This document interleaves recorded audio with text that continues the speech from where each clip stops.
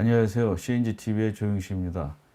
오늘 강의 내용은 공기업 건축 BIM 적용 지침을 통한 건축 설계 및 시공 프로세스 변화. 좀 길긴 한데 오늘 조금 실질적으로 많이 사용하는 그런 강의가 될 것 같아요. 오늘 나와주시는 진상윤 성균관대학교 교수님 감사드립니다. 오늘 좀 나와주셔서 감사드리고요. 네, 감사합니다. 우리가 사실 이 BIM에 오래전서부터 계속 굉장히 뛰어난 분들이 많이 나와주셔서 강의를 해주셨어요. 그래서 오늘 또 이런 자리를 마련해서 감사드리고 좀 자기소개를 조금 해주시죠. 네. 예, 안녕하세요. 저는 성균관대학교 건설환경공학부 진상윤 교수입니다. 저는 이제 BIM에 관련된 연구를 한 91년, 2년서부터 쭉 해왔고, 최근에는 이제 LH 그리고 이제 GH의 건축 BIM 적용 지침 개발에 대한 총괄 책임을 수행을 했습니다. 그래서 이제 오늘 여러분들께 말씀드리고자 하는 것은 이제 LH나 GH의 건축 적용 BIM 적용 지침을 통해서 앞으로 이제 설계나 시공 프로세스가 어떻게 변화할 것이냐 하는 부분을 여러분들과 함께 토론하고자 합니다. 예. 오늘 그러면 이제 좀 시작을 하고 거기에 또 중요한 동영상도 포함되어 있으니까 굉장히 좀 주의 있게 보시면은 유익한 시간이 되지 않을까 생각을 합니다. 그러면 오늘 우선 제가 요거를 이제 제 나름대로는 뭐 제 전공은 아니기 때문에 제가 전부터 쫙 보고 그래서 봤는데 상당히 복잡해요. 네. 이게 프로세스다 이러다 보니까 네. 그제 이제 나오신 분을 뭐 이렇게 주로 그림이나 뭐 이런 네. 것들을 많이 해주셨는데 네. 오늘은 약간 좀 시행 지침 네. 이런 거가 있기 때문에 그리고 제가 이 교수님한테 이거 너무 많아서 이 발표 자료를 좀 공개해도 되냐고 제가 물어봤어요. 그랬더니 가능하다고 그러시니까 너무 이거 자료를 뭐 사진 찍고 이렇게 하시지 마시고 강의를 들으시고 나중에 자료를 한번 다시 보시면은 이해가 되실 거라고 생각이 듭니다. 네. 자, 그러면은 우리 이제 시작을 해 주시죠. 네. 네.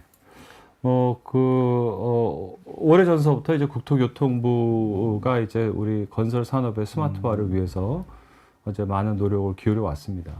국제 경쟁력도 확보하고 제 산업의 선진화를 위해서 이제 그런 노력들을 해왔고, 스마트 로드맵도 발표를 했고요. 그 일환으로 이제 2020년에 이제 건설 산업 BIM 기본 지침과 2022년에 이제 건설 산업 BIM 시행 지침이라는 걸 이제 만들었어요. 이제 그거는 이제 그 공기업 중심으로 해서 이제 이 BIM을 적용하고자 할 때 보다 이제 일관성 있는 그런 이제 지침을 통해서 이제 우후죽순으로 이제 내용이 달라지고 그러므로 해서 발생할 수 있는 혼란을 최소화하고 이제 산업을 발전시키기 위해서 이제 이런 지침들을 만들었고요. 이런 이제 그 시행 지침을 기반으로 해서 이제 공기업들이 자기네 기관별 특성에 따라서 이제 BIM 적용 지침이라는 걸 이제 제정하도록 가이드를 해왔습니다. 그래서 이제 그 일환으로 이제 뭐 LH, GH 뭐 이 밖에도 뭐 도로공사나 뭐 철도공사 등에서도 이제 각 기관별 이제 BIM 적용 지침을 만들었고요. 저는 이제 오늘 여기서는 이제 BIM 적용 지침을 중심으로 해서 이것이 이제 우리 실제 실무에 어떤 영향을 미칠 것이냐 하는 것을 좀 여러분들과 논해보고자 합니다. 네. 그래서 이제 기존의 LH나 GH의 기존의 현황을 보게 되면 적용 지침 만들어지기 전에도 BIM을 일부 사업을 중심으로 해서 적용을 해왔거든요. 그래서 이제 저희가 그 BIM 적용 지침을 개발하면서 일단은 이 두 개 공사 같은 경우에 기존에 해왔던 사업이 어떻게 진행되어 왔는지 그런 것들을 이제 다 이제 조사를 했어요.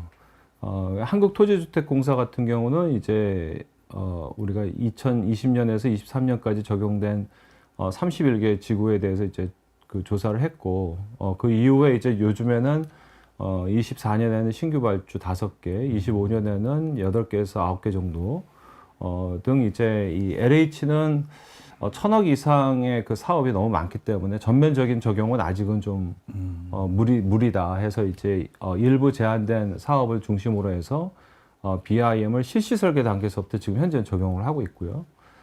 GH공사는 이제 1,000억 이상 공사에 대해서는 기본적으로 다 빔을 요구해 왔습니다.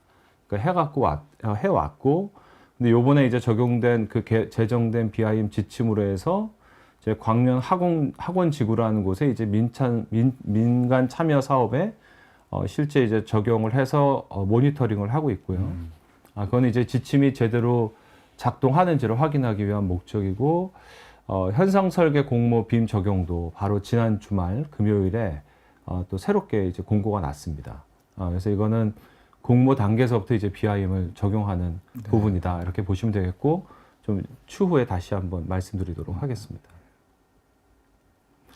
그래서 이제 기존에 이 2개 공사를 중심으로 해서 기존에 이제 우리가 지침 개발 이전에 적용됐던 사업에 대한 성과물을 분석을 해보니까 충족도가 한 67.7% 정도 나와요. 그러니까 3분의 2 정도 수준에 이제 머물러 있었다. 그게 무엇이 부족했느냐라고 이제 보니까 지금 여기 보시는 것처럼 뭐 건축이나 구조 분야 외에는 최소 부재 작성 위험, 그러니까 이 분야별로 빔 객체가 제대로 작성되지 않았다. 특히 이제 공간 객체라는 거는 이제 어떤 면적이나 이런 등등에서 중요한 객체임에도 불구하고 공간 객체가 이제 적용된 부분들이 없었다. 이거 좀 디테일한 문제이긴 하지만, 그리고 이제 모든 빔 적용이 외주 중심 빔 전환 설계였다. 그러니까 이제 설계는 기존 방식대로 계속 해오고 나중에 이제 실시 설계 거의 끝마무리해서 이제 빔이 적용되는, 그러니까 실질적인 빔 설계라고 보기가 어렵죠. 그러다 보니까 설계는 계속 바뀌는데 거기에 이제 빔이 추후에 이제 들어가게 되니까 이제 빔 데이터나 빔 성과물과 실제 실시 설계 100% 승인 도서 간의 정합성이 떨어지게 되고, 그러니까 설계 도서랑 빔이 안 맞으니까 이후 단계인 시공 단계나 유지 관리 단계에서도 활용성이 떨어지는 이제 그런 결과를 가져왔다라는 것이죠. 그래서 이제 이런 것들을 이제 정리를 해보면 밑에 나온 것처럼 성과물 중심의 빔 전환 설계, 그 다음에 이제 발주자 측면에서 보면 빔 수행에 대한 관리 체계가 부재하고 또 지속 가능한 빔 운영 체계가 부재한 그런 문제점을 가지고 있었다라는 것이죠. 그래서 이제 그런 문제점을 이제 개선하기 위한 그런 노력들이 이제 이 2개 기관의 건축 빔 적용 지침에 이제 반영이 되었습니다.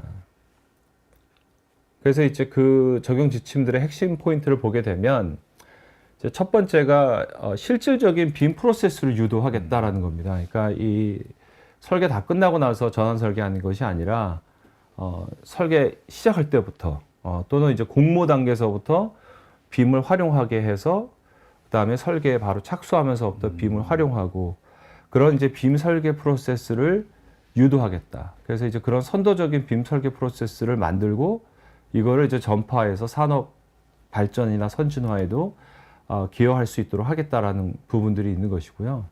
그러기 위해서 이제 발주자도 이제 빔으로 실제 관리할 수 있는 그런 체계를 구축하겠다. 또 이렇게 하려면 이제 아직까지도 법적 성과물로서는 이제 도면을 요구를 하거든요. 그러면 이제 도면을 기존에 이제 CAD로 할 때 도면 기준에 맞추면은 이게 빔의 어떤 특성을 살리기보다는 CAD에 맞춰야 되는 추가 작업이 발생을 하게 됩니다. 그렇기 때문에 빔으로 설계했을 경우에 이제 도면이 어떻게 달라질 수 있는가, 이제 그런 부분들도 저희들이 같이 개발을 해서 궁극적으로는 CAD 없이 빔만 가지고 성과물을 낼 수 있는 그런 프로세스를 구축하고자 했고, 거기에 대한 이제 가이드도 같이 개발을 했습니다. 두 번째는 이제 발주자 측면에서 지속 가능한 빔 운영 체계를 구축하는 건데요. 이게 뭐냐면 이제 발주자의 그 적극적인 그 수행 관리 의지가 없으면 빔 설계 프로세스 도입이 안 됩니다. 그러니까 이제 하겠다고 하지만 관리한 사람이 없으면 나중에 가서 성과물만 만들지 그런 식으로 되는 거예요. 그래서 이제 이 실질적인 그 빔 수행 관리를 할 수 있는 그런 빔 운영 체계, 나중에 이제 빔 가버넌스에 대한 중요성도 다시 말씀드릴 텐데 그런 점도 강조를 했고요. 그 다음에 이제 시공빔 프로세스 같은 경우는 이제 실효적인 시공빔 프로세스. 그래서 착공 단계에서부터 어떤 그 설계에 대한 검토, 그 다음에 전문 건설사가 참여하는 프리 컨스트럭션 그런 개념을 적용할 수 있게끔 그렇게 이제 유도를 했고요.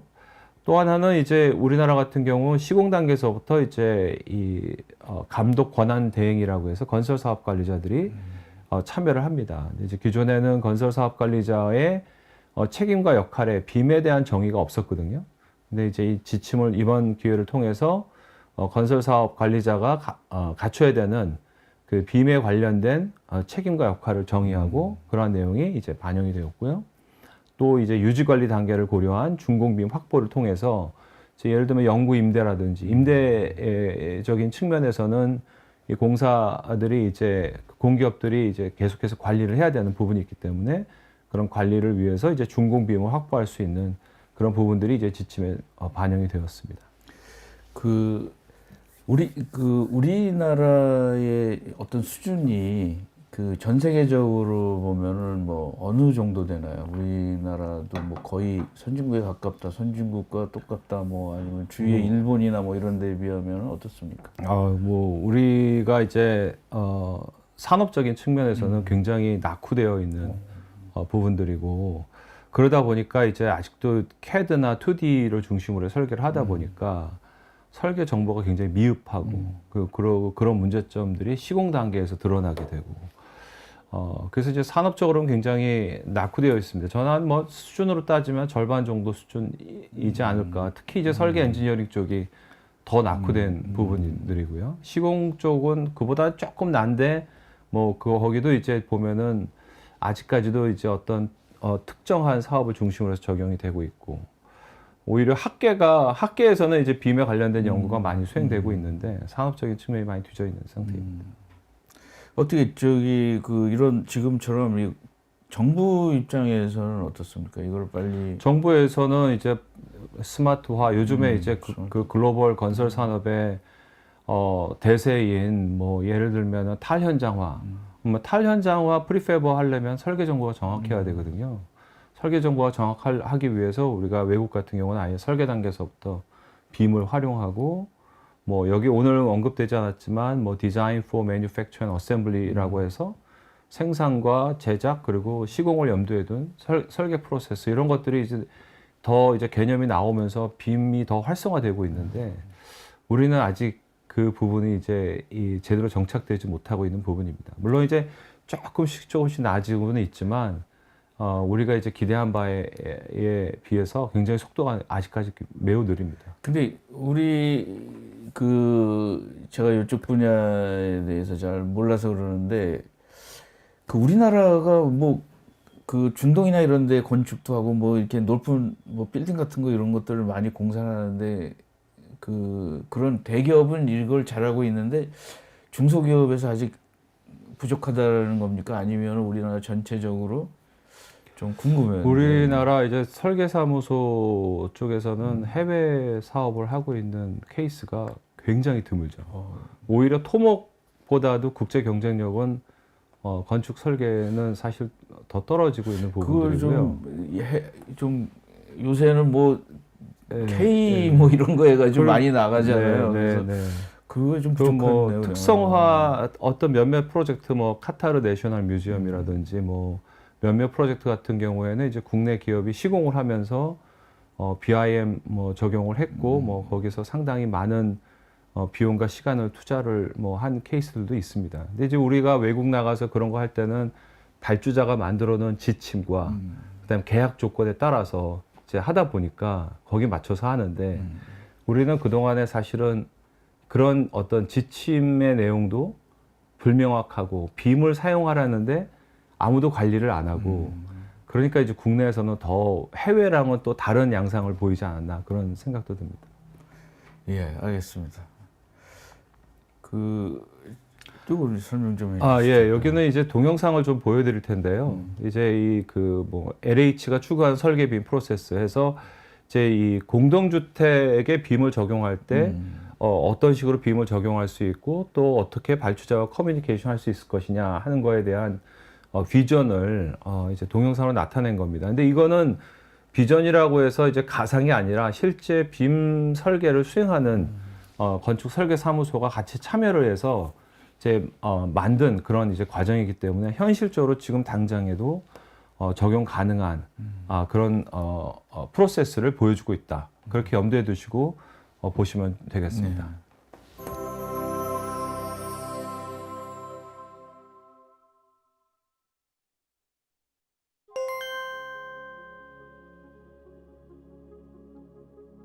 본 영상은 공동주택 설계 BIM 프로세스 구현의 핵심 요소가 무엇인지를 설명하고 관리자가 쉽게 BIM을 활용하고 설계사와 소통하는 내용을 소개하는 교육 영상입니다. 그동안 BIM을 소개하는 자료는 많았지만 공동주택 사례는 거의 없었고 소프트웨어 중심의 어렵고 기술적인 내용을 담거나 혹은 교과서에서 나올 법한 추상적인 개념으로만 다뤄져 아쉬움이 많았습니다. 이 영상을 통해 앞으로 관리자는 더 이상 BIM에 대한 막연한 부담감을 갖지 않고도 설계 BIM 프로세스를 효과적으로 관리할 수 있게 될 것입니다. 모든 자료 영상은 공동주택 설계 BIM 실제 구축 사례를 기반으로 작성되었음을 알려드립니다.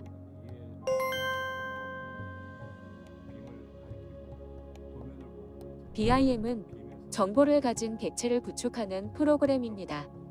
부재 정보, 크기, 재료 등의 기본 정보 외에 공동주택에서 필요한 정보를 추가하여 사용합니다.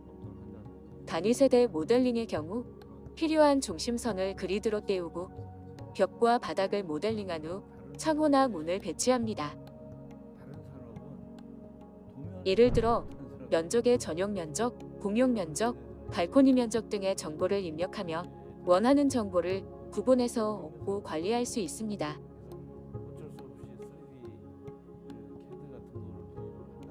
모델 변경에 따라 면적선을 변경할 경우 면적이 자동으로 변경됩니다. 공동주택에서 사용하는 창호에 스펙을 넣어 창호 일람을 작성할 수 있습니다. 같은 방법으로 구조 부재 정보를 입력하여 설계와 구조의 병합성 검토를 진행할 수 있습니다. 공간 모델의 정보에 실명과 실별 재료 마감을 넣고 시내 재료 마감표를 구성하여 정합성 높은 도면을 추출합니다. 입력한 정보가 어떻게 쓰일지 생각하고 설계사의 관점으로 정보를 활용하여 BIM 데이터를 구축하는 것이 설계 BIM의 방향성입니다.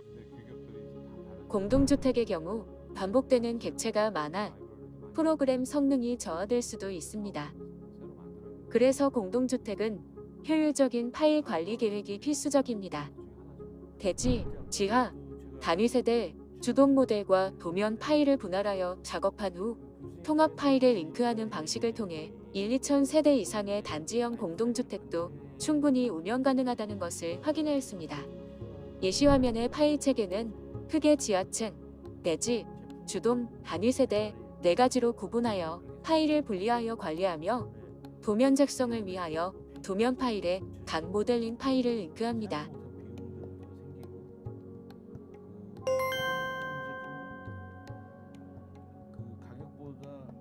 구조에서 검토한 내용을 반영하여 건축 계획의 변경이 필요한 경우 3차원 뷰를 활용하면 직관적으로 수정할 수 있습니다.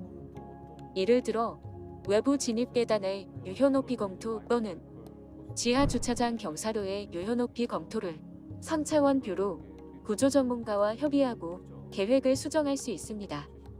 기계 설비 계획 공정에서 검토한 장비 규격에 맞춰 매스를 작성하고 수직적으로 간섭이 없는지 반영합니다. 주어진 조건에서 다양한 계단 형태의 대안을 검토하여 최적의 안을 도출할 수 있습니다.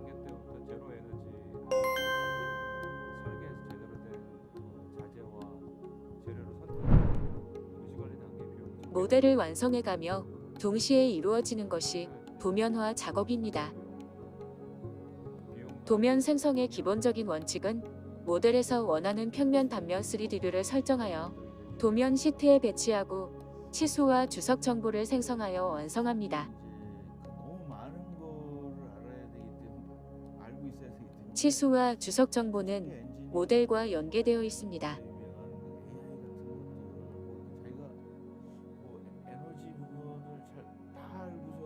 평면뷰에서 원하는 부위에서 단면을 지정하여 단면도를 작성합니다.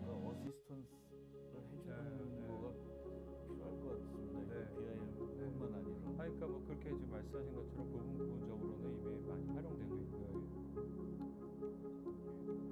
단면도에도 필요한 치수와 주석 정보를 기입한 후 도면 시트에 배치합니다.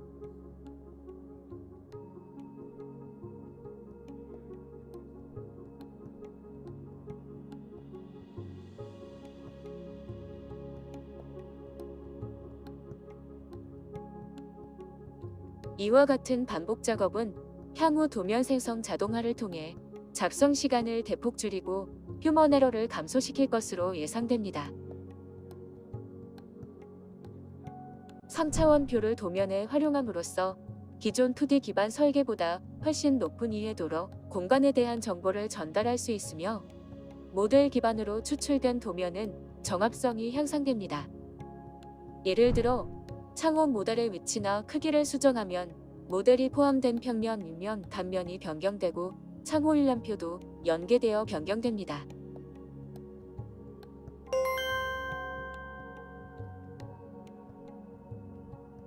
관리자도 BIM을 활용하면 기존 2D 도면만을 활용할 때보다 설계 검토를 훨씬 더 효과적으로 할 수 있습니다. 이제는 PC 사양이나 소프트웨어에 제한받지 않고 웹 기반의 환경을 통해 관리자도 어렵지 않게 활용할 수 있습니다. 앞서 본 것과 같이 BIM에서 추출된 도면은 기존 2D 도면의 형식과 유사하지만 도면과 3D 모델의 연계는 관리자의 검증 능력을 대폭 향상시키고 직관적으로 설계자와의 소통을 가능하게 합니다. 인동거리 검토 도면을 3D 뷰 오버랩 기능으로 도면과 모델을 동시에 확인할 수 있고 거리 측정 기능을 통해 거리를 확인할 수 있습니다. 주출입구 도면을 3D 뷰 오버랩 기능과 거리 측정 기능을 통해 무장애 계획이 잘 이루어졌는지 쉽게 검토할 수 있습니다. 단위 세대 주단면 도면을 직관적으로 이해하고 객체 특성 정보 확인을 통해 각 객체 부재 정보를 검토할 수 있습니다. 평면도와 단면도를 통해 상상만 했던 내부 공간을 평면도 안에서 내비게이션 기능을 통해 설계된 가상 공간 안으로 들어가 움직이고 돌아보며 쉽게 환경을 체험해보고 검토할 수 있습니다. 지하주차장 경사로 단면 도면과 모델을 겹치면 3차원 모델을 돌려보며 유효 높이를 쉽게 검토하고 측정할 수 있습니다. 단면 상자 기능을 이용하면 관리자가 원하는 위치를 수평, 수직으로 모델을 잘라볼 수 있고 뷰 깊이를 조정해가며 바닥 레벨 차이가 나는 복잡한 구간도 검토할 수 있습니다. 단면 상자 기능을 이용하여 지하주차장 검토 구간으로 들어가고 거리 측정 기능을 이용하여 지하주차장 곡선 경사로의 유효폭을 직접 검토하고 내비게이션 기능을 이용하여 경사로 끝단에서 시야가 확보되는지 검토가 가능합니다. 그 밖에 도면이나 모델의 오류, 그리고 주의하여 검토할 부분이 있다면 이슈 기능을 이용하여 설계사의 검토 의견을 전달할 수 있고 설계사는 검토 내용을 직관적으로 확인할 수 있습니다.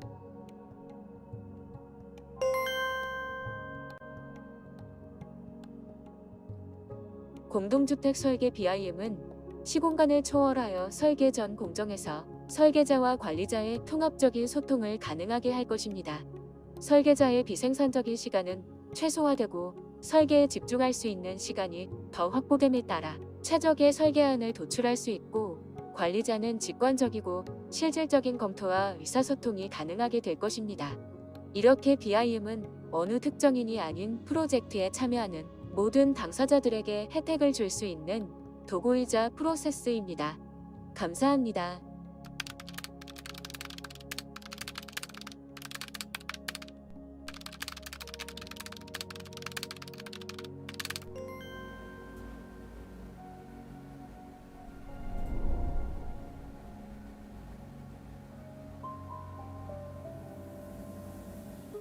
계속 하겠습니다. 여기. 네, 여기입니다. 여기입니까? 예. 그래서 이게 사실은 저도 이런 프로젝트랑 이게 비슷한데 발주자 따로 있고 설계자도 있고 시공자도 있고 이게 이제 여기에 저기 없는데 사용자도 들어가면은 아주 이게 복잡해지잖아요, 이게. 근데 이거를 약간 좀 전체적으로 공정하게 요새는 이제 또 데이터도 공정성이나 뭐 민주화 이런 것들이 있는데 그거에 가장 정점이 되는 게 BIM이 아닐까 이런 생각이 좀 들기도 하는데 어떻게 생각하십니까? 이 발주 관점에서 요거상 요거를 좀 설명을 해주시죠. 네. 지금 이거는 이제 건축 BIM 적용 지침이 어떻게 구성되어 있는가 라는 거를 이제 말씀드리는 거고요. 이 적용 지침 관련해서는 먼저 이 오른쪽 화면 보시면은 LH 같은 경우에 이제 주택기술 품질 자료란에 이제 건축 BIM 적용 지침하고 방금 그다음에 이제 설계 도면 작성 가이드 두 가지가 공개되어 있습니다. 그래서 방금 보셨던 동영상을 비롯해서 여러 가지 이제 BIM을 수행하는 데 있어서의 요령들이 여기에 이제 다양한 관점에서 지금 나와 있기 때문에 여기 들어가 보시면 굉장히 많이 도움이 될 거고요. 이제 지침은 이제 크게 보면은 이 세 가지 관점에서 구성되어 있어요. 발주자편하고 설계자편, 시공자편.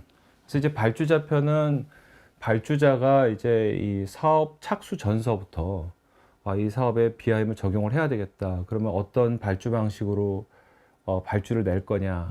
그러면은 뭐 예를 들어 공모 단계, 설계 단계, 시공 단계별로 어떻게 BIM을 요구할 거냐. 이제 이런 것들을 이제 그 기술을 해서 과업 내용이라는 걸 만들게 됩니다. 그러면 이제 그 과업 내용에 따라서 이제 설계 단계면 설계자가 또 시공 단계면 시공자가 그때 발주 방식에 따라서 이제 제안을 하게 되죠. 그래서 그 제안을 할 때 참고할 수 있는 내용들이 이제 설계자편과 시공자편에 이제 들어가 있는 것이죠. 그래서 이제 그 안에는 뭐 수행 조직 및 환경이라든지 빔 수행 계획과 수행 보고할 때의 내용들에 대한 요구 사항들이 기술되어 있어서 발주자서부터 그다음에 또 제안자, 수급자에 이르기까지 참고할 수 있는 내용들이 지침 안에 들어가 있다라고 보시면 되겠습니다. 네.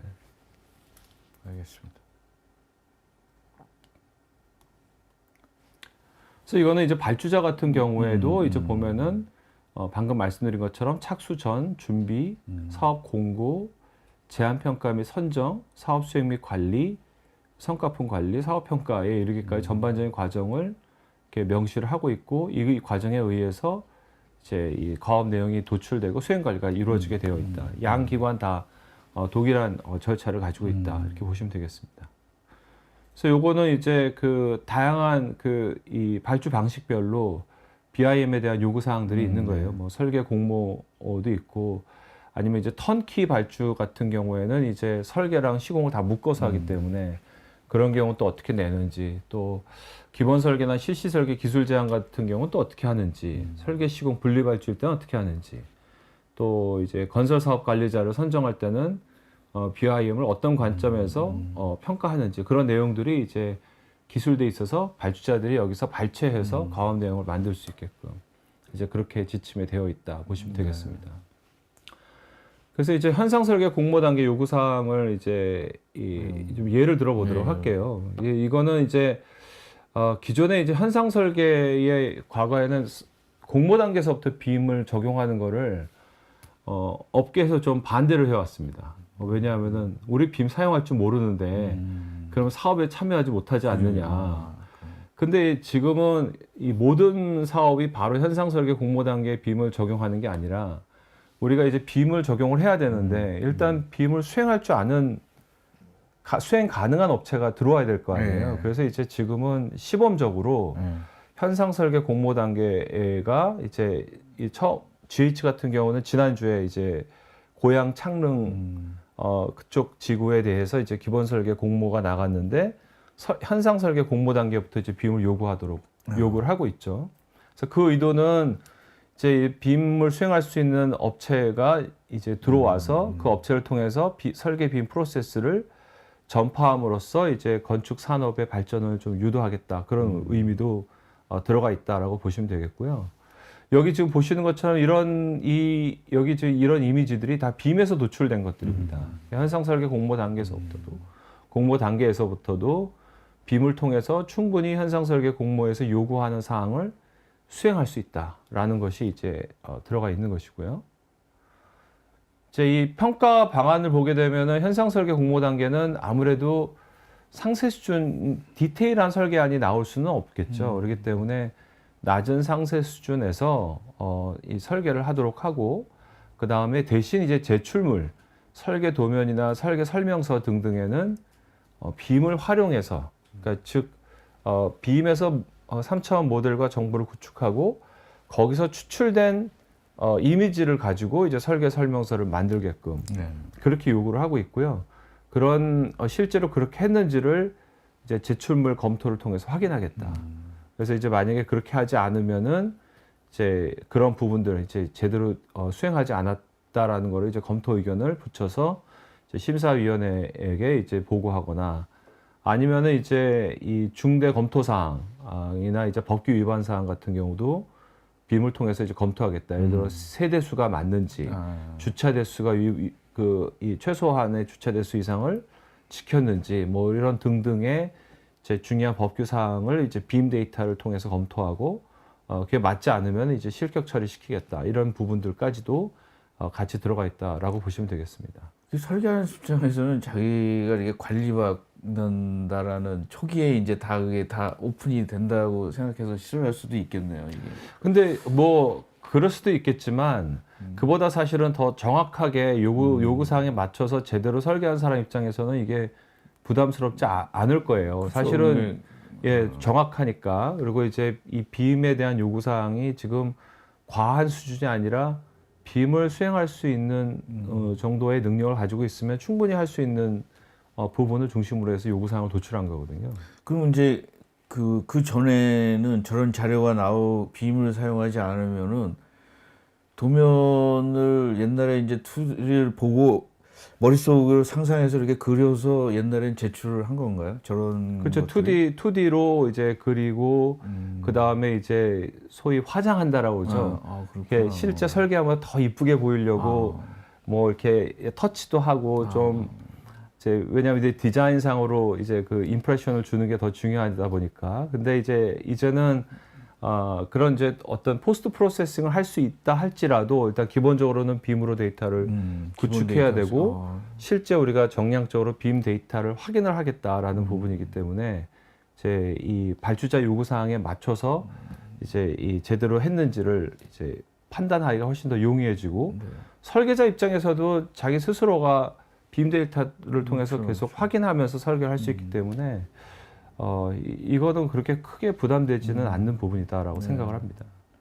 하여튼 뭐 저는 그렇게 생각을 하는데 또 반대 입장에서는 뭐 핑계가 많지 않습니까? 뭐 이 가려는 사람들 입장은 한 가지지만 뭐 핑계는 수백 가지가 나올 수 있으니까. 그래서 저도 이제 그 매를 먼저 맞았지만 메케니카이나 뭐 이런 데서 2D에서 3D 갈 때 엄청나게 싸웠어요. 옛날 분들은 2D를 가지고도 다 머릿속에 다 상상을 해서 자기가 했는데 근데 이제 저기는 안 문 거죠. 그거가 아까 이제 화장이라고 얘기했는데 이 사람이 스케치한 거가 정확하지는 않으니까 나중에 저기 한 작품 저기랑 그러면 CAD는 계속 고친 거나 뭐 이런 것들이 계속 남아 있는 거니까 이거는 좀 설명해 주세요. 이게 앞부분에 나와 있던 거에 대해서 이제 지침에 이렇게 나와 있다라는 것이고요. 그래서 여기 지침에 의거한 거대로 이제 공모 내용에도 이러한 내용들이 들어가 있습니다. 그래서 이제 빔에서 원본 데이터에서 정의된 뷰 명칭을 해당 페이지에 각주로 표시해야 된다. 그러니까 빔으로 실제 구축하고 그 뷰를 쓰고 그 명칭을 밑에 각주로 달아라. 그래서 이제 실제로 빔을 수행하게끔 그렇게 이제 지정이 된 거다라고 보시면 되겠고요. 우리가 이제 이런 중대 위반 사항이나 사전 검토 항목 이런 부분들을 이제 BIM을 통해서 확인하겠다라는 것이죠. 뭐 용적률, 높이 제한, 경계선, 건축선, 뭐 세대수 이런 등등 법규 위반 이런 부분들은 이제 빔 데이터로 실제 들어가서 확인을 하겠다. 이제 이렇게 보시면 되겠습니다. 요거는 뭐예요? 요게 모형은 BIM 적용 사업에서 버추얼 모델 제출은 선택적으로 요구할 수 있다. 이건 뭐 그러니까 일반적으로 이제 기존에는 현상 설계 때 이제 그 모델을 또 따로 제출해서 내왔거든요. 근데 사실 BIM을 적용을 하면 별도의 모델을 만들지 않고 BIM을 통해서 충분히 볼 수 있거든요. 요새 좀 드물었던 것 같아요. 옛날에 젊은 시절에는 건축 학생들 보면은 그 네, 네. 엄청 많이 만들고 네, 뭐 공모전도 네. 했는데 그 네. 이제 요새는 컴퓨터로 많이 대체가 됐겠네요. 아니요. 아직은 이제 현상 설계 빔을 적용한 케이스들이 이렇게 많지 않았기 때문에 이제 그 전에도 일부 버추얼 모델로 대체한 적이 있습니다만 아직 그렇게 일반화되지는 않고 있어요. 근데 이제 저희들이 이제 빔을 하면서 이 그런 버추얼 모델 제출을 선택적으로 요구할 수 있다. 그러니까 이제 이거는 발주자 입장에서도 그 버추얼 모델을 받아서 그거를 심사장에서 활용할 수 있을 만한 환경이 또 있어야 되거든요. 그래서 이거는 이제 그때그때 사안에 따라서 선택적으로 활용할 수 있게끔 그렇게 이제 지침에서는 조금 유연성을 가지고 표시를 해놨습니다. 굉장히 상세하네요. 뭐 하단 자막은 어때 소리는 불어간다. 뭐 네, 네. 상당히 재밌네요 이게 진짜. 네, 네.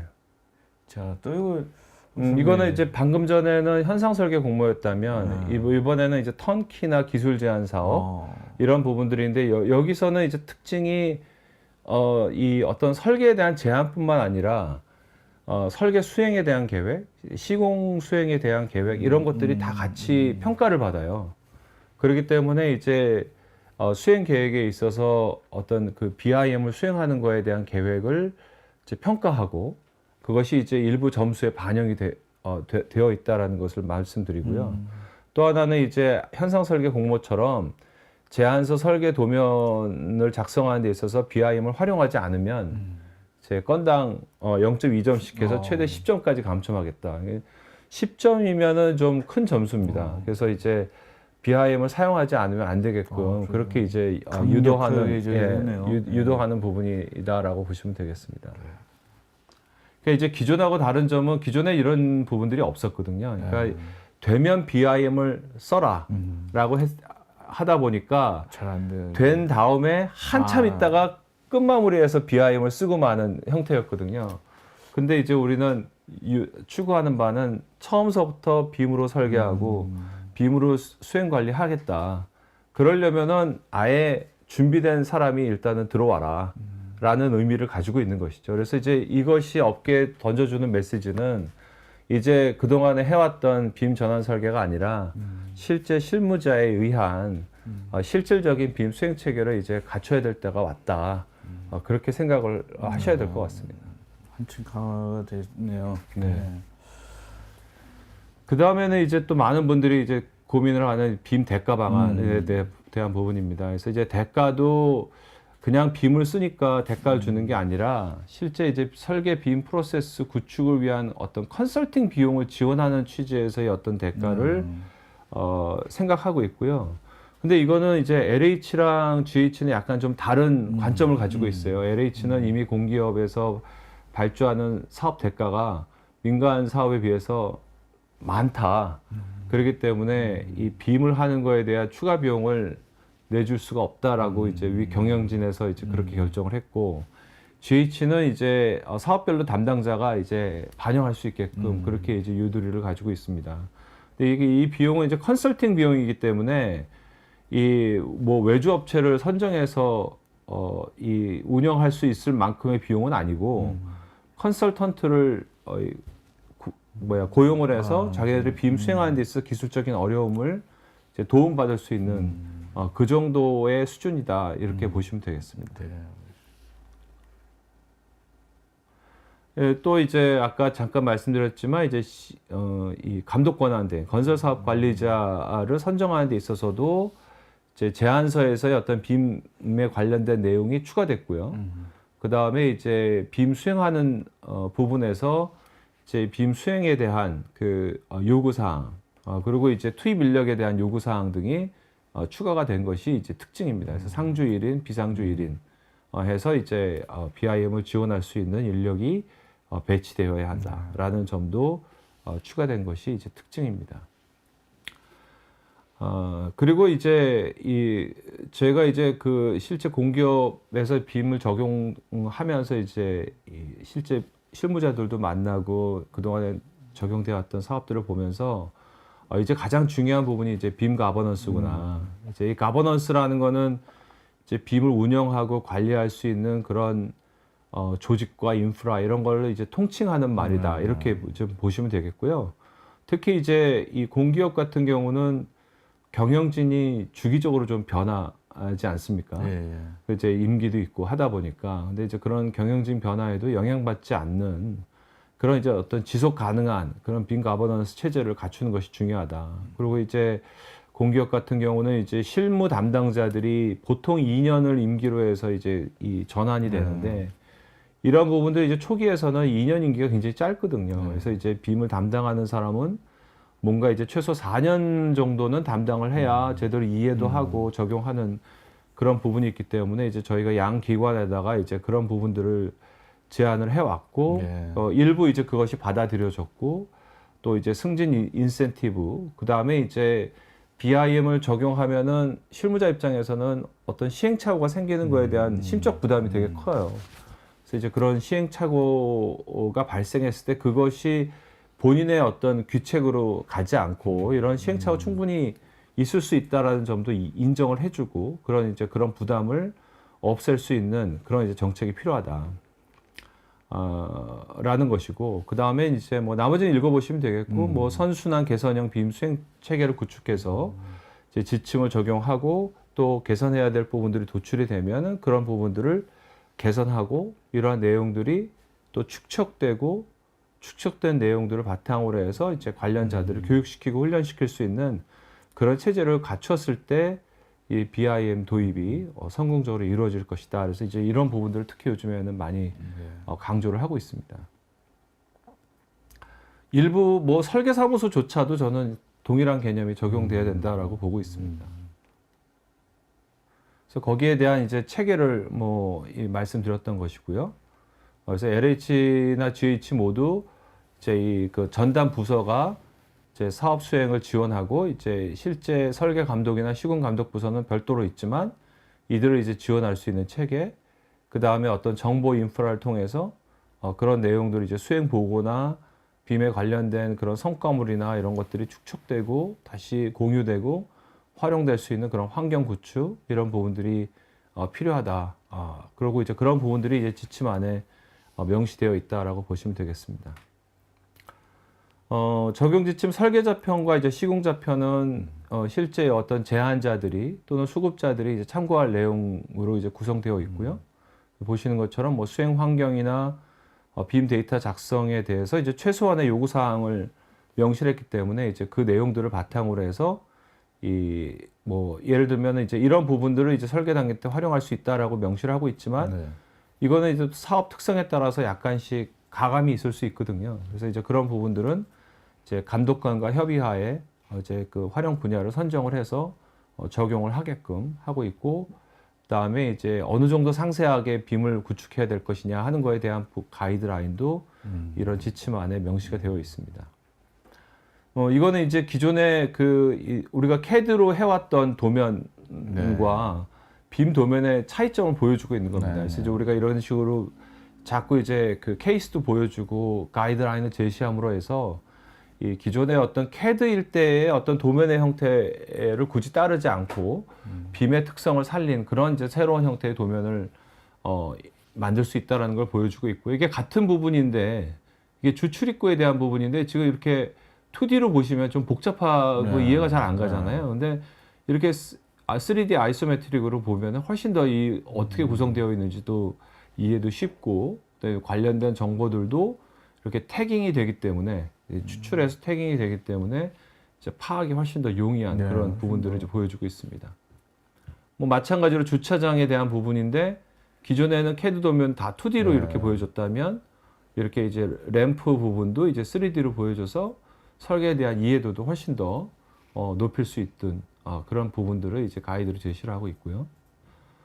시공자 편도 이제 시공자 관점에서 이제 BIM을 운영하는 부분에 대한 가이드라인을 이제 제시를 하고 있고, 시공자 편은 이제 특히 이제 착공 단계 때 이 프리컨스트럭션 개념, 사실 프리컨스트럭션 개념은 이제 일반적으로는 실시 설계 단계 때 이제 전문 건설사들이 같이 참여해서 어떤 공사상 발생할 수 있는 그런 문제점들을 미리 파악을 해서 그걸 설계에 반영하고 그리고 이제 시공 리스크를 완전히 해소한 다음에 공사에 적용하겠다 이런 개념을 가지고 적용하는 건데 뭐 실시 설계 단계뿐만 아니라 뭐 설계 시공 분리 발주 같은 경우에도 같은 개념이 이제 착공 단계 때에 조금 신경 쓰면 앞 단계에서 착공 단계와 토공사가 진행되는 동안에도 이제 그런 분석들을 할 수 있거든요. 그래서 이제 그런 부분들을 이제 하게끔 유도를 하고 있고, 특히 이제 시공빔은 이제 가장 포커스를 두고 있는 거는 전문 건설사와 이 종합 건설사 간의 협업을 통해서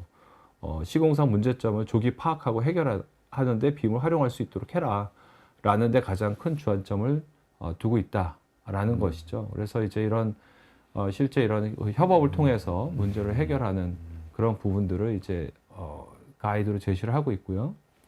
또 이제 추가적으로 나온 것은 유지관리용 준공빔 데이터를 구축하는 겁니다. 그래서 아까 말씀드렸다시피 임대 관리 같은 경우도 그렇고 뭐 분양이라 할지라도 분양 후에도 이제 이 관리 주체가 바뀌긴 하지만 관리할 대상은 거의 유사하거든요. 그렇기 때문에 이제 그럼 어떤 데이터를 어떤 식으로 준공빔 데이터를 확보해서 유지관리 단계 때 활용할 수 있게끔 할 것이냐라고 봤을 때 이제 저희들은 이제 전용 부분과 이제 공용 부분으로 이제 구분을 해서 이제 전용 부분은 이제 세대별 유형에 따라서 이제 각 세대별로 들어간 장치나 장비 등을 이제에 대한 정보를 수집을 해서 공간과 장비, 장치 등에 관련된 정보가 이제 연계된 상태로 관리할 수 있게 하고 또 이제 공용 부분, 지하 주차장이나 기계실 같은 부분들은 이제 거기서 실제 이 해당 공간에 위치한 장비와 장치를 중심으로 정보를 축적함으로 해서 이제 유지관리 단계에서 활용할 수 있게끔 그렇게 이제 유도를 했습니다. 예. 이게 뭘 리셋 애플 이거 한번 좀 예, 그래서 이제 제가 지금까지는 이제 이런 공기업의 지침의 이제 특성에 대해서 이제 설명을 드렸고, 제 설계와 시공 단계의 어떤 프로세스에 약간의 변화가 있을 것이다라고 이제 말씀드렸지만, 그것이 이제 우리의 어떤 공통적인 노력이 이제 수반되어야지만 제대로 될 수 있기 때문에, 제가 이제 마지막으로 이제 이런 5가지 관점에서 좀 바꿔야 된다. 이런 이 변화가 있더라도 우리가 같이 공통적인 노력을 해야 된다라는 것인데요. 첫 번째가 이제 이런 이제 변화를 맞이할 인식 개선이 필요하다.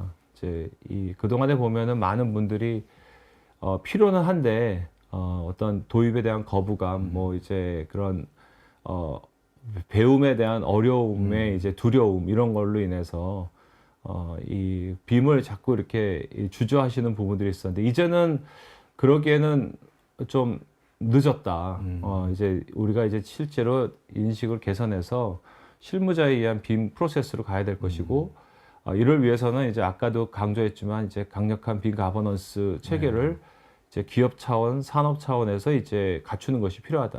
그러니까 이제 우리 회사에는 빔 팀이 있다라는 거는 빔 가버넌스가 있다라고 볼 수가 없습니다. 그러니까 빔 팀으로는 빔 하는 사람들이 따로 있다라는 얘기지 우리가 모두 한다라는 얘기는 아니거든요. 근데 이제 빔 가버넌스는 경영진이 실제 주도하는 전사적인 어떤 비즈니스 프로세스 리엔지니어링을 통해서 빔 기반을 어떻게 바꿀까라는 것을 이제 고민한 결과라고 봐야 될 것이고요. 두 번째는 이제 이 프로세스를 개선하죠. 사실 이제 빔을 도입하면 가장 큰 프로세스의 변화는 협업입니다. 그러니까 협업이 더 원활해지기 때문에 여러 분야의 설계자 간 또는 이제 더 나아가서는 시공 단계에 참여하는 시공자나 전문 건설사들이 설계 단계 때로 더 조기에 참여해서 어떤 그 시공 리스크를 최소화하고 설계를 최적화할 수 있는 거였거든요. 근데 이제 우리는 지금 현재 그렇게 하기에는 설계 하도급 용역 체계나 그런 이제 기존의 기존의 프로세스가 이런 것들을 이제 받아들일 수 있는 형태가 아니기 때문에 이제 우리가 하루 그러니까 프로세스를 이제 개선을 하기 위한 노력을 해야 될 것이고, 또 이에 대해서 이제 가장 시급한 것 중에 하나가 설계 하도급 용역 범위와 대가 체계. 그러니까 예를 들면 건축 설계를 하는 회사가 구조 설계, 기계 설계, 전기 설계 이렇게 하도급을 주고 있는데 이런 하도급 받는 회사들은 지금 빔으로 자기네들 성과물을 바꿀 수 있을 만한 대가를 받지 못하고 있다고 봐요. 대가가 없는데 바꾸라고 했을 때 안 바뀌거든요. 그러니까 이제는 프로세스를 바꾸기 위해서는 또 대가 체계도 같이 바뀌어야 되는 그런 이제 노력들이 필요한 것이고, 그렇게 이제 대가 체계를 바꾸는 거는 이제 그냥 빔 할 테니까 돈을 더 내시오라는 거보다는 실제로 빔을 통해서 서비스를 향상시키고, 실제 빔을 하다 보면은 책임이 더 늘어나게 될 겁니다. 건축사건, 엔지니어건. 그럼 이제 늘어난 책임에 대한 대가로 이제 접근을 하는 것이 오히려 고객한테서 더 높은 가치를 인정받을 수 있는 이제 그런 부분이라고 봐요. 그래서 이제 대가 체계에 대한 개념을 좀 바꿔서 이 부분도 같이 노력을 해야 될 것이고, 그 다음에 이제 우리가 이 빔을 단순히 어떤 기술 도입으로 보지 말고 이제는 우리가 사용하는 언어 자체가 바뀐다는 개념으로 접근을 하자. 그래서 이제 CAD가 아니라 빔으로 표현하고 의사소통하고 빔에서 이제 설계에서 도면화까지 다 완성할 수 있는 기술적인 시대가 왔습니다. 그래서 이제 그런 어떤 인식의 변화를 통해서 이제 언어를 이제 바꾼다는 자세로 접근을 하자. 그다음에 이제 마지막으로는 뉴 노멀 시대에 맞는 생태계 변화가 필요하다. 그러니까 이제 우리가 설계하는 방식도 바뀌고 표현하는 방식도 바뀌었으면 기존에 해왔던 어떤 최저가 입찰 같은 거는 사실 지양해야 돼요. 왜냐하면 이제 설계 정보가 다 투명해지면 물량도 그만큼 투명해지고 얼마가 들지 이제 서로 다 알게 되는 부분이거든요. 그렇다면은 거기서 이제 이 최저가 입찰을 통해서 서로에게 해를 주려고 하는 부분에서 시작하기보다는 발주자와 수급자가 윈윈할 수 있는 그런 좀 스마트화된 또는 선진화된 발주 방식을 개발할 필요가 있겠다. 그리고 이제 이런 거를 위해서 우리의 기본 요구 소양도 이제 변화를 해야 되겠다. 그래서 대학에서부터 또는 이제 현재 기술 건설 재직자들의 어떤 소양 자체도 빔으로 표현하고 의사소통할 수 있는 능력, 빔 데이터를 분석할 수 있는 능력, 이런 부분들을 좀 키워야 되겠다라고 해서 이제 생태계. 그래서 이 지금까지 말씀드린 게 이제 애티튜드 인식, 그 다음에 이제 프로세스, 그 다음에 페이먼트, 대가 체계, 랭귀지, 에코시스템에서 이 5가지의 변화를 우리가 염두에도 같이 노력을 해야 이제 실질적인 우리 산업의 선진화나 스마트화가 가능할 것이다. 그래서 우리 같이 이렇게 이런 부분을 염두에 두고 노력합시다라는 말씀을 좀 드리고자 했습니다. 저는 이해했습니다. 완전히.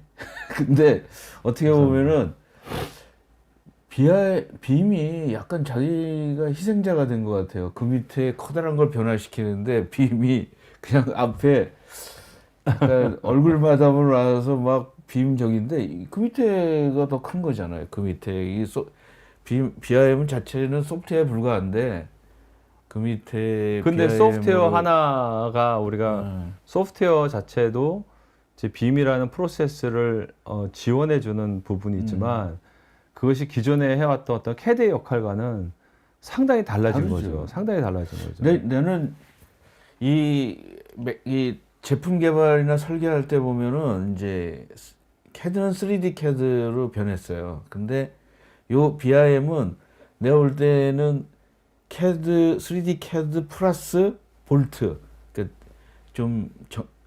그냥 데이터베이스가 아니라 기록을 다 프로세스나 이런 거가 다 들어가 있는 데이터베이스가 BIM으로 건축에서는 내세운 거거든요. 근데 이게 한꺼번에 이게 되니까 좀 변화가 쉽지, 저항이 많은 것 같아요. 네. 하여튼 오늘 잘 들었고, 네.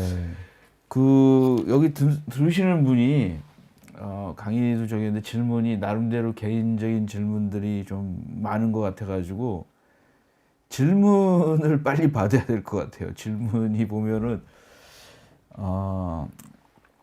질문들이 엄청 많이 왔습니다. 네. 지금 어느 것부터 해야 될지 모르겠는데, 이것도 어떻습니까? 조하나님이 공기업의 BIM 관련 매뉴얼 제공 및 여부와 변경 주기는 어떻게 되는지요? 네, LH 같은 경우에는 이제 지금 지침하고 그다음에 실무 요령들을 다 오픈을 했습니다. 그래서 아까 보여드렸던 저희 자료 보면 링크가 돼 있거든요. 거기 들어가서 보시면 되고요. GH는 지금 현재 지침만 제정이 됐고 실무 요령은 아직 지금 작업 중입니다. 근데 그래서- 뭐 이런 부분들이 주기적으로 뭐 2, 3년 정도 주기로 계속해서 이제 업데이트가 당연히 되겠죠. 예. 저도 아까 전에 질문을 했는데 김 의원님이 이제 BIM 기술 트렌드가 이거 제가 한 15년 정도 이렇게 됐는데 요새 뭐 새로운 트렌드가 있습니까? BIM 기술 트렌드요. 예, 뭐 AI하고의 그 연계, AI가, 뭐 예. 이런 부분들하고 그 다음에 이제 클라우드 환경에서 이제 협업을 그런 이제 것들. 더 강화되고 그 협업에 있어서 뭐 더 기술적으로 들어가면은 뭐 AR 기술이라든지 뭐 XR 기술들이 적용이 돼서 이제 이 클라우드 환경에서의 어떤 협업이 더 원활해지는 뭐 그런 부분들이 있습니다. 뭐 인공지능은 뭐 지금 뭐 머신러닝에서 요즘에는 또 지금- LLM으로 예, 이제 뭐 챗 GPT 같은 그런 부분들이 연계가 돼서 기획 단계에서부터 이제 이 부분적으로 뭐 법규 검토나 뭐 수익성 분석이나 또는 이제 이미지, 그 인면 뭐 이미지라든지 실내 디자인이라든지 이런 부분 등의 다양한 분야에서 이제 활용이 되고 있죠. 예. 제가 사실은 요 자료 보고 집에서 그 챗GPT 그가 한 이틀 전에 좀 업데이트가 돼가지고 도면을 가지고 저기 2D 그러니까 약간 좀 BIM 포맷 그다음에 아주 3D 이걸 했더니 약간 좀 글자는 많이 엉성한데 괜찮게 나왔어요. 이 뭐 조명에 BIM은 저기는 없잖아요. 약간 뭐 그 사진처럼 뭐 조명이나 이런 건 없는데 조명도 해주더라고요, 얘가. 그래서 조금 지나면 한 1년 BIM에서 지나면- 나온 이미지를 가지고 거기다 예. 조명을 충분히 입힐 수 있죠. 네, 그래서 예. 아니 근데 그러니까 네. 2D 가지고 네, 네. 그래서 네. 얘가 또 BIM까지 주면 얘는 진짜 완전히 엄청난 자료를 동영상도 만들겠다라는 생각이 들더라고요. 네, 예. 소라 같은 그렇죠. 거로다가. 예. 그래서 하여튼 BIM도 이제 그 AI나 뭐 새로운 기술에 또 해가지고 또 새로운 BIM 시대가 오는데 BIM도 안 오고 있으면 큰일인 거죠. 지금 뭐 BIM 도 당연히 오고 있죠. 네, 네, 네. 예, 그 예. 실제 뭐 많은 빅테크 기업들이 이제 BIM과 AI 부분에 대한 연계에 대해서 이제 기술적인 개발들을 하고 있는 것도 사실입니다. 그리고 김종주님이 요거 질문이 BIM 설계에 있어서 동일한 기본 모델에 조금씩 다른 변화를 주는 모델을 랜덤 배치하는 것도 가능한지 궁금합니다. 이 질문이 저는 무슨 질문인지 잘 모르겠는데.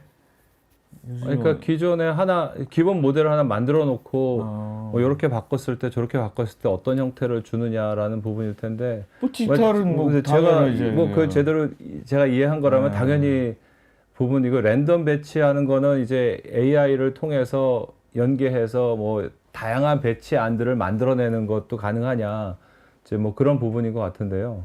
뭐 그런 부분도 글쎄 그 지금 현재 나와 있는 툴 안에서 레빗 안에서 자동으로 랜덤 배치하는 거 기능이 있는지 모르겠지만 AI를 활용해서 그런 부분들은 뭐 벌써 이미 만들고 있는 부분들이 있죠. 매스 모델 정도 수준에서. 네. 그리고 뭐 레이어도 디지털 데이터니까 뭐 네, 네, 엄청나게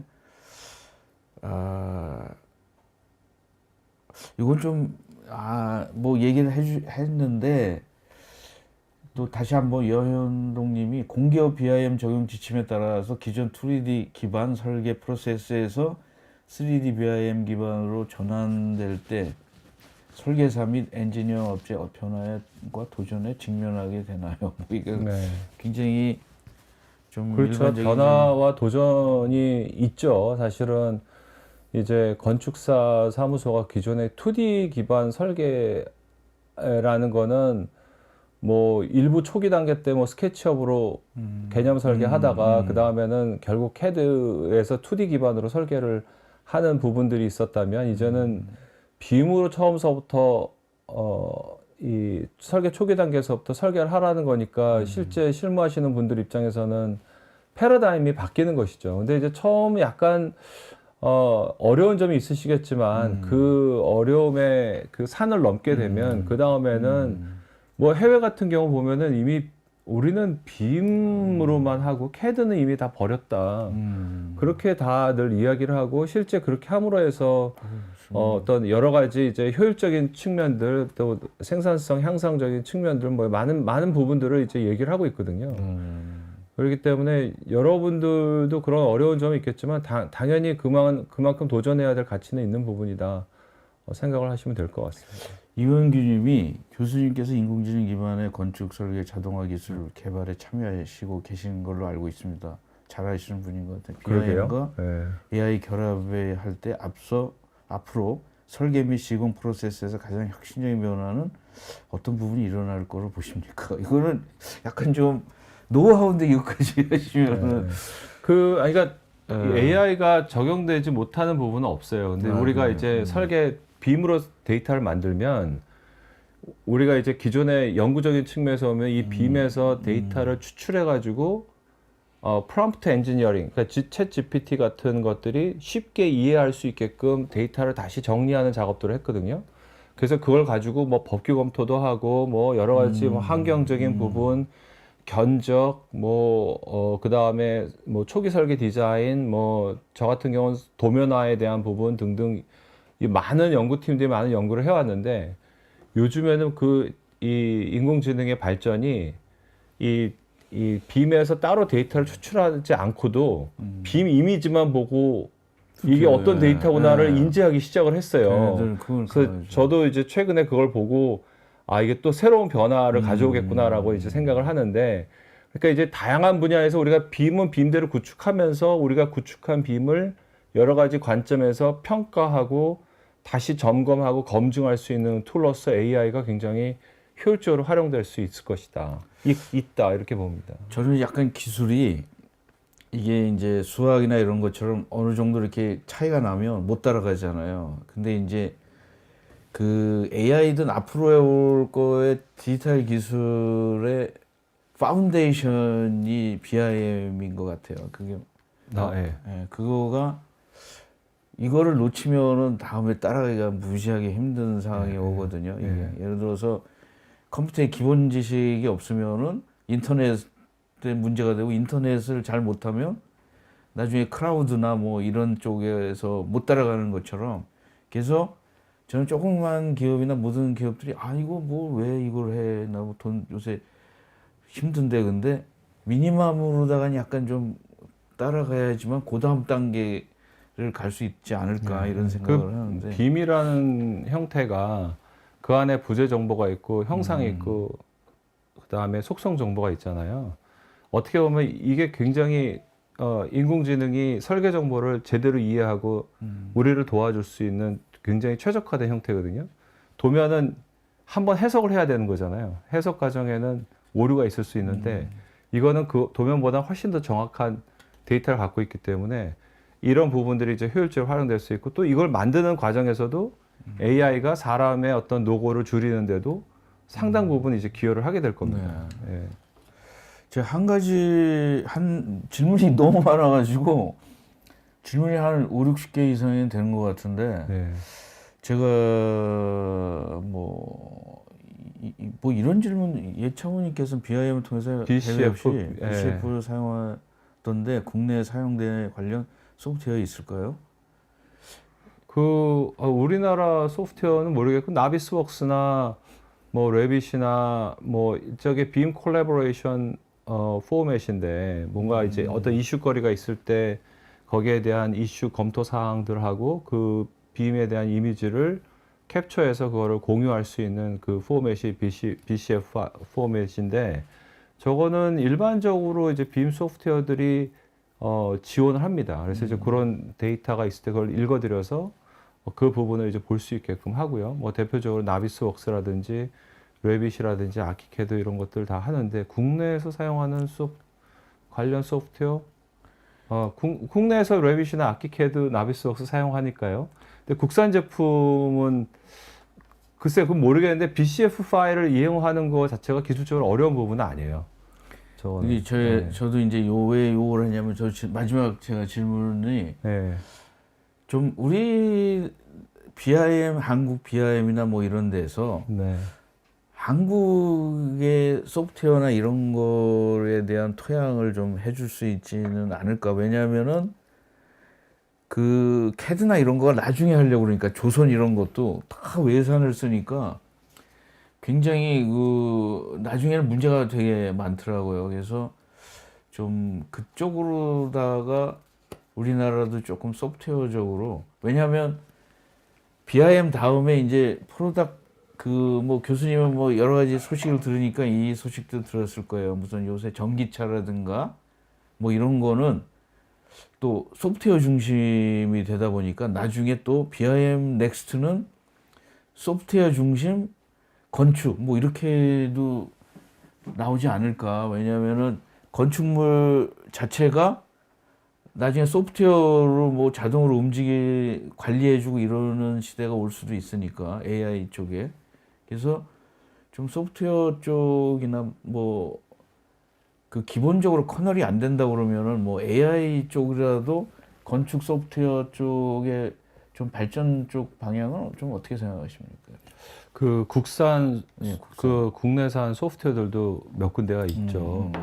마이다스 IT에서도 이제 뭐 토목 쪽을 포커스해서 만든 데가 있고, 또 이제 국내 업체들이 이제 어떤 서드 파티 어플리케이션 이런 것들도 만들고 있는데, 거기가 참 어려운 점을 많이 호소하면서 이제 국산 제품의 어떤 활성화 방안이 뭐냐라고 얘기를 많이 논의를 한 부분들을 봤어요. 근데 저는 어떻게 생각하냐면은 왜 활성화가 안 되냐?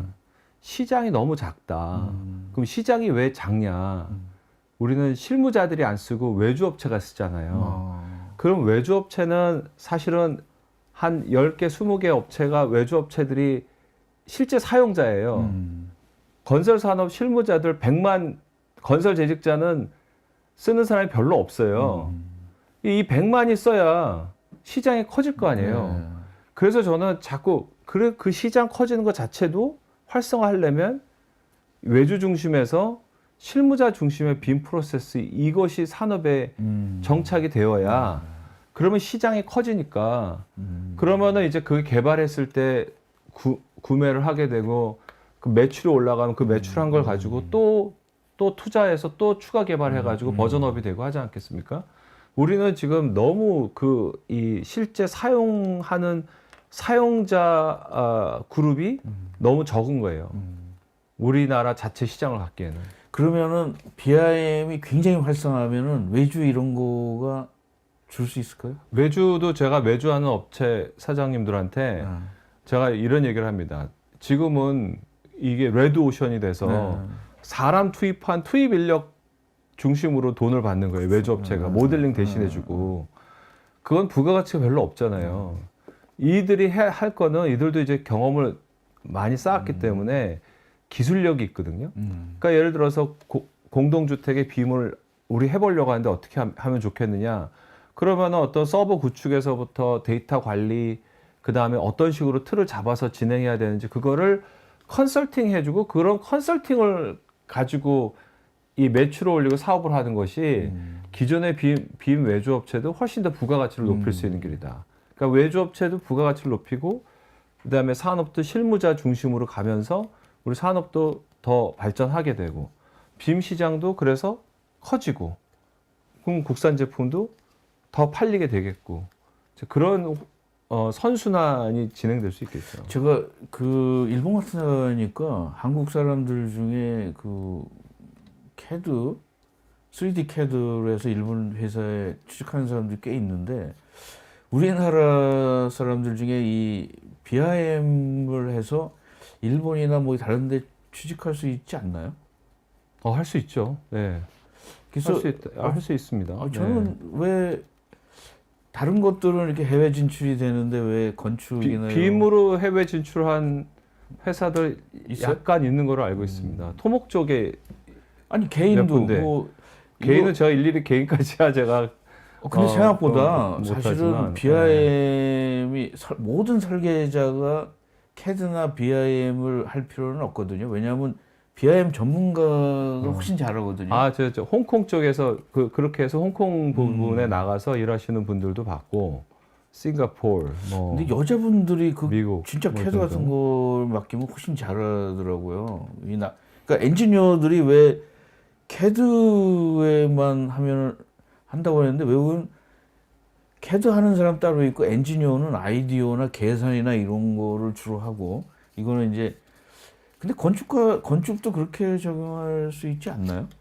제가 궁금해서 한번 글쎄 건축가가 처음에 초기 설계하는 부분은 그분들이 이제 뭐 거장이 되면은 거장들이 하는 부분은 스케치를 하면 그렇죠.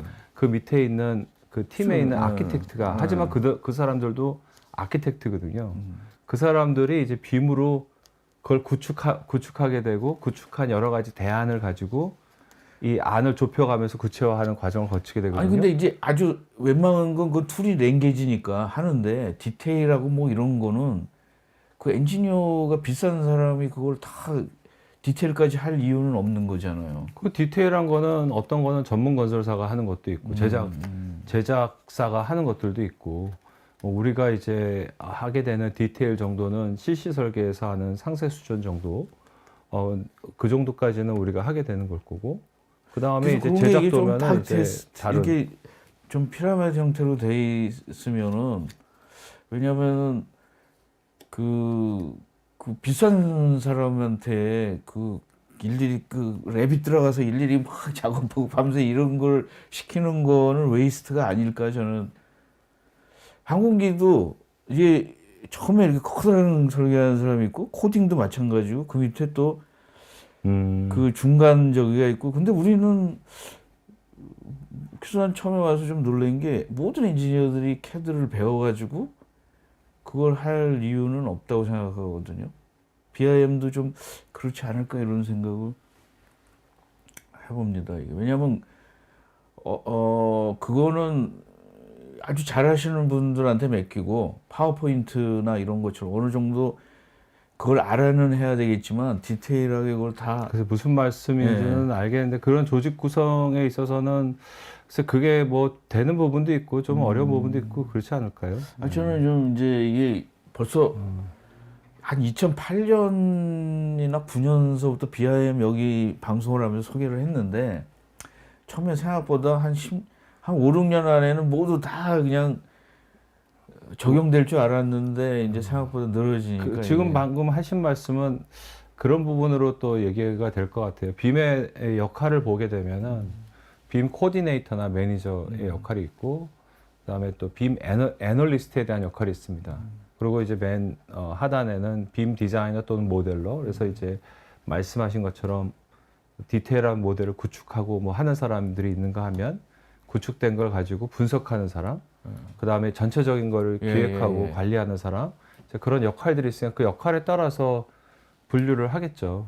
그래서 BIM 가지고 어떤 사람은 비용만 쫙 해서 비용이 어떨 때 돈이 많이 들고 어떤 때는 좀 덜 들고 이런 것들, 뭐 이런 것들을 하는 저는 이렇게 좀 BIM이 들어오면 그런 파생 상품들이 굉장히 많을 수 있는데 이게 안 오면 뭐 뒤에 있는 것들은 다 안 된다는 생각을 하는 거거든요. 네. 이게 뭐 예를 들어서 안전도 이거로 다 그럼요. 디테일하게 네. 쫙 하고 각 이제 뭐, 활용 분야, 역할에 대한 정의, 그거를 수행하기 위한 조직, 에너지 뭐 이런 환경, 것들, 프로세스 이런 것들을 다 기획을 하고 그다음에 적용을 해야 되니까. 근데 그런 초창기에 부분들은 엔지니어들이 BIM을 쓰는데 그런 걸 다 할 수 있는 건 좀 쉽지 않죠. 한 사람이 다 하는 게 아니라 이제 이 각 분야별로 그다음에 이제 또 그 분야별 리딩 매니저가 있고 그 리딩 매니저를 서포트하는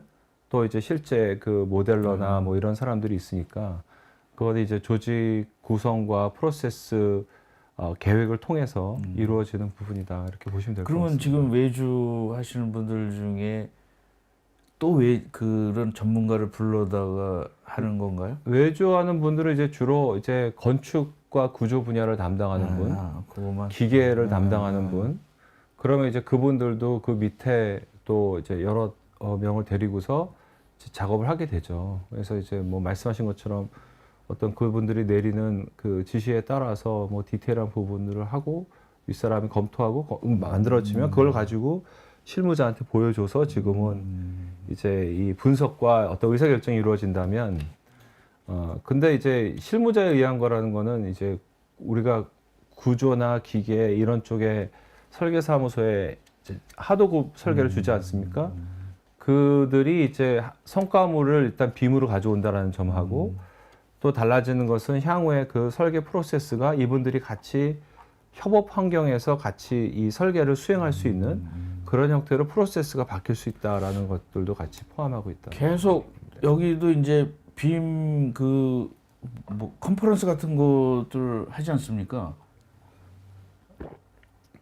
네, 네, 컨퍼런스. 예. 컨퍼런스 같은 것들 참여를 하시나요? 빔 컨퍼런스. 그럼요. 네. 그래서 건축학회나 뭐 한국 BIM 학회 이런 데서는 지속적으로 뭐 토목학회도 마찬가지고 컨퍼런스를 하고 또 세미나도 수행하고 있습니다. 이게 제가 이제 외국에서 일할 때는 캐드를 잘 하는 사람 뭐 좀 아주머니 이런 분들이 많았어요. 카티아 그런 것도. 그래서 엔지니어들은 자기 그걸 일일이 컴퓨터 안에서 하지 않고 좀 분업이 된 것 같아요. 그래서 이것도 여기도 분업이 될 수 있지 않나. 근데 한국은 좀 아까 말씀드린 것처럼 시장이 작아서인지 아니면은 아니 뭐 분업이 되어 있는 부분도 있죠. 아까 말씀드린 대로 그 샵 드로잉이라고 하는 거는 건축에서는 시공 단계 때 제 제작 도면의 일환으로 만들어지게 되는데 샵 드로잉 수준으로 가게 되면은 그거는 우리 건축 분야에 있는 엔지니어가 하는 게 아니라 예를 들면 창호나 뭐 커튼홀이나 이런 걸 제작하는 사람들이 하는 건데 이분들은 이쪽에서 빔 데이터를 받아서 자기네들 제작 도면은 따로 만들어요. 예를 들면은 여기서는 실제 카티아나 뭐 이제 이런 걸 가지고 제작 도면 만들어요. 이 설계 단계에서는 예를 들어 레빗이나 아키캐드로 만들어도 그렇게 이제 이 실제 업역이 달라지게 되는 거죠. 단계가 달라지면서 그런 부분들도 있고. 예. 하여튼 뭐 저기 그 질문이 이거는 상당히 질문들이 많아지는 적인데 오늘 그 나와주셔서 감사드리고요. 오늘 이제 시간이 다 돼가지고 질문을 좀 많이 받았어야 되는데 질문이 생각보다 굉장히 많네요. 그래서 오늘 방송 굉장히 나와주셔서 감사드리고요. 네, 예. 오늘 방송 여기까지 마치겠습니다. 시청해 주셔서 감사드립니다. 예. 네, 감사합니다. 감사합니다.